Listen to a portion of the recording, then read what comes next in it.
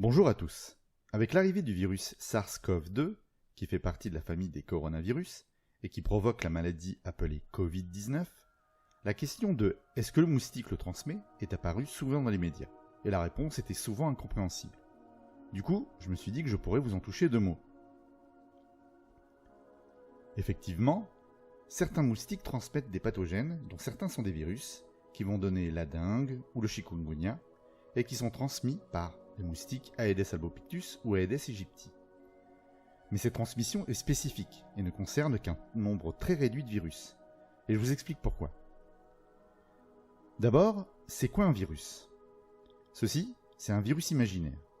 Ce que vous voyez là, c'est la capsule de protéines appelée capside.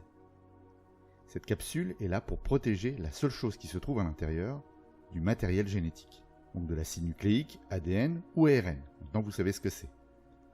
Généralement l'ADN est en double brin et l'ARN en monobrin.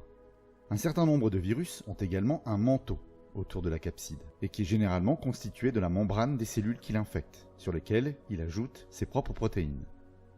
Donc, la plupart des virus n'ont que de l'ADN ou de l'ARN, et n'ont donc aucune machinerie, c'est-à-dire des protéines, que je vous ai déjà présentées, qui vont répliquer, transcrire ou traduire leur matériel génétique.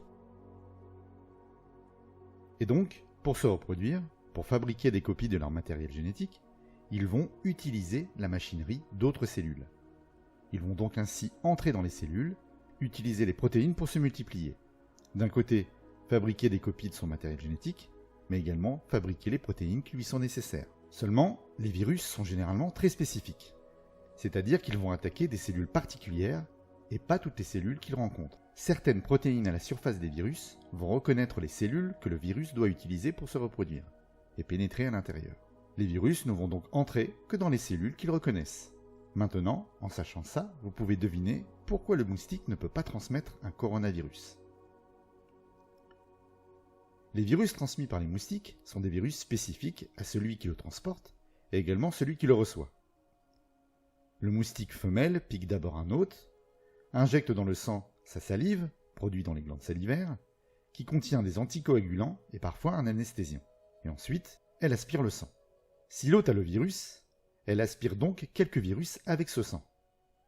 Ces virus se retrouvent dans le tube digestif où ils reconnaissent les cellules et ils y pénètrent.